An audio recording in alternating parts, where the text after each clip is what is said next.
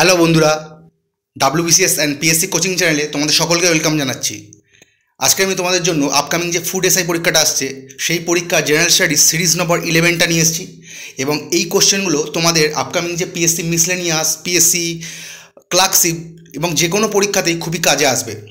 তো চলো বন্ধুরা, আজকের ক্লাসটা শুরু করা যাক। আর ক্লাস শুরু করার আগে তোমাদের কাছে আমি রিকোয়েস্ট করছি, যদি আমার ভিডিওগুলো ভালো লাগে তাহলে আমার ভিডিওটাকে লাইক করো, ভালো না লাগলে ডিসলাইক করো, কমেন্ট করো, চ্যানেলটাকে শেয়ার করো, সাবস্ক্রাইব করো। তো চলো বন্ধুরা, আজকের ক্লাসটা শুরু করা যাক। আজকের ক্লাসের প্রথম প্রশ্ন, ঋগ্বেদের প্রধান দেবতা কে ছিলেন? ঋগ্বেদের প্রধান দেবতা কে ছিলেন? Option 1 Vishnu, option 2 Brahma, option 3 Indra, option 4 Agni. সঠিক উত্তর কী হবে? ইন্দ্র। তোমাদের এই সূত্রে জানিয়ে রাখি, ধরো কোশ্চেনটা এরকমও আসতে পারে যে বৈদিক যুগের প্রধান দেবতা কে ছিলেন? ঋগ বৈদিক যুগের প্রধান দেবতা কে ছিলেন? তাহলে সঠিক উত্তর কী হবে? ইন্দ্র। এই সম্বন্ধে একটা নোট দেখে নেওয়া যাক। ইন্দ্রকে পুরন্দর নামে ডাকা হতো, কারণ তিনি শত্রুরপুর বা দুর্গ ধ্বংস করার জন্য পরিচিত ছিলেন।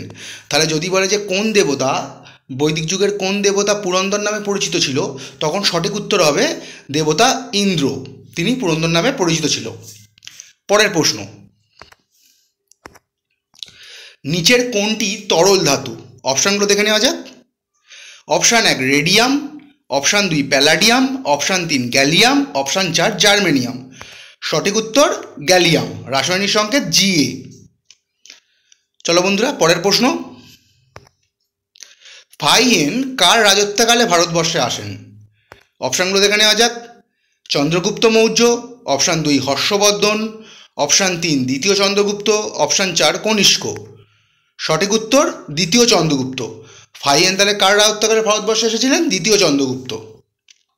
পরের প্রশ্ন, অসম রাজ্যের পূর্ব নাম কি ছিল? মানে অসম রাজ্যে পূর্বে কি নামে ডাকা হতো? চলো বন্ধুরা, অপশানগুলো দেখে নেওয়া যাক। অপশান 1 কলিঙ্গ, অপশান 2 প্রাগজ্যোতিষপুর, অপশান 3 গুর্জ রাষ্ট্র, অপশান 4 মহীশূর। সঠিক উত্তর কী হবে? প্রাগজ্যোতিষপুর বা কামরূপ। তাহলে অসম রাজ্যের পূর্ব নাম কী ছিল? প্রাগজ্যোতিষপুর বা কামরূপ। এই সূত্রে আরেকটু জেনে রাখা যাক, এই কলিঙ্গর বর্তমান নাম হলো ওড়িশা, গুর্জ রাষ্ট্রের বর্তমান নাম হলো গুজরাট, আর মহীশূর বর্তমানে কর্ণাটক নামে পরিচিত। পরের প্রশ্ন, কোন গুপ্ত শাসক হুন আক্রমণ প্রতিহত করেছিলেন? অপশানগুলো দেখে নেওয়া যাক। অপশান 1 প্রথম Kumaragupta, option 2 Krishnagupta, option 3 Skandagupta, option 4 Samudragupta. সঠিক উত্তর স্কন্দগুপ্ত। তাহলে কোন গুপ্ত শাসক হুন আক্রমণ প্রতিহত করেছিলেন? স্কন্দগুপ্ত। আগ্রা ফোর্ট কে নির্মাণ করেছিলেন?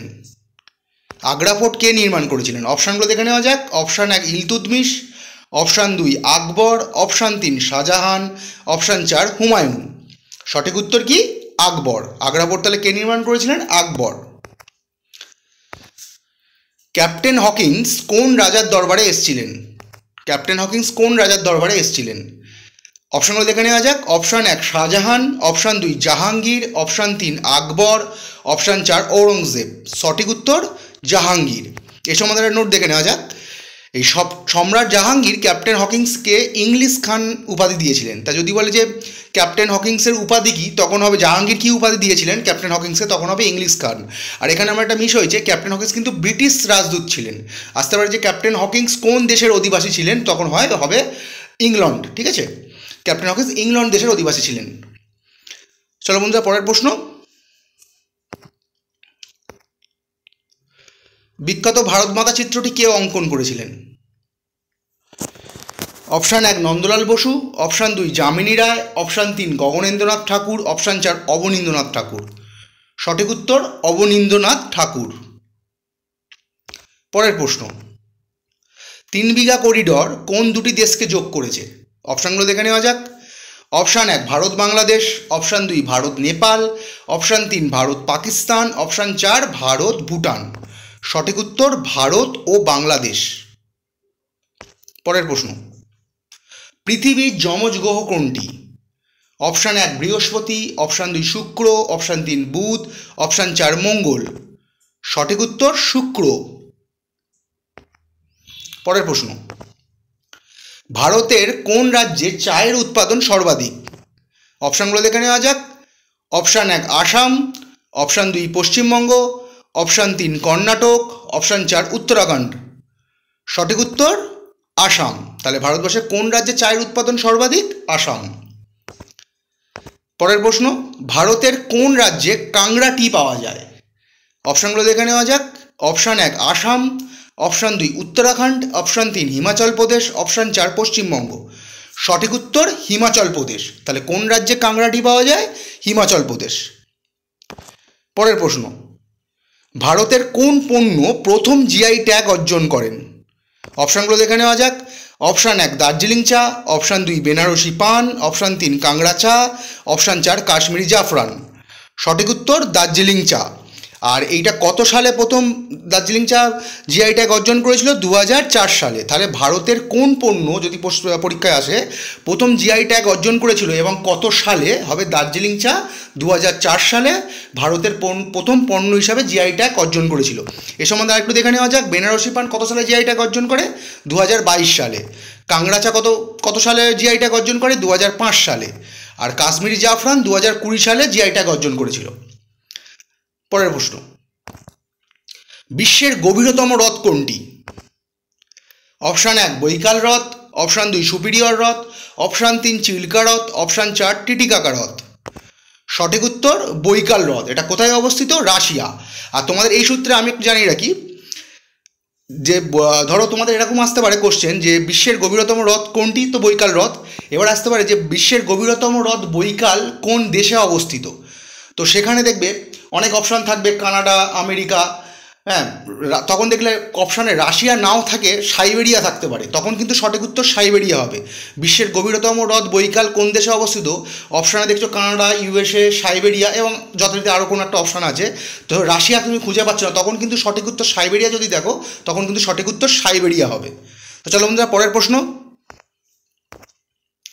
বিশ্ব জলাভূমি দিবস কবে পালন করা হয়?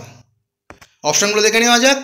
অপশান 1 5 জুন, অপশান 2 2 ফেব্রুয়ারি, অপশান 3 2 অক্টোবর, অপশান 3 25 সেপ্টেম্বর। সঠিক উত্তর কী হবে? 2 ফেব্রুয়ারি। এই সম্বন্ধে নোট দেখে নেওয়া যাক। এই বছর মানে বিশ্ব জলাভূমি দিবস 2024-এর থিম কী ছিল? এই 2024-এর থিম ছিল ওয়েটল্যান্ডস অ্যান্ড হিউম্যান ওয়েলবিং। গুরুত্বপূর্ণ প্রশ্ন, এগুলো ভালো করে দেখে নিও। চলো বন্ধুরা পরের প্রশ্ন, চক্ষুদানের জন্য দাতার চোখের কোন অংশের প্রয়োজন? চক্ষুদানের জন্য দাতার চোখের কোন অংশটা প্রয়োজন? অপশানগুলো দেখে নেওয়া যাক। Option 1 cornea, option 2 retina, option 3 lens, option 4 iris.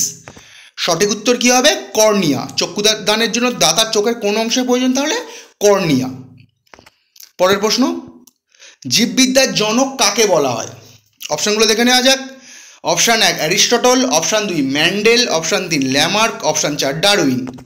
সঠিক উত্তর অ্যারিস্টটল। জীববিদ্যার জনক তাহলে কাকে বলা হয়? অ্যারিস্টটলকে। তো চলো বন্ধুরা আজকের এই পর্যন্ত। খুব তাড়াতাড়ি আমি পরের সিরিজটা নিয়ে আসছি তোমাদের জন্য। ভিডিওটা ভালো লাগলে লাইক করো, আমার চ্যানেলটাকে সাবস্ক্রাইব করো, শেয়ার করো। চলো বন্ধুরা, গুড বাই।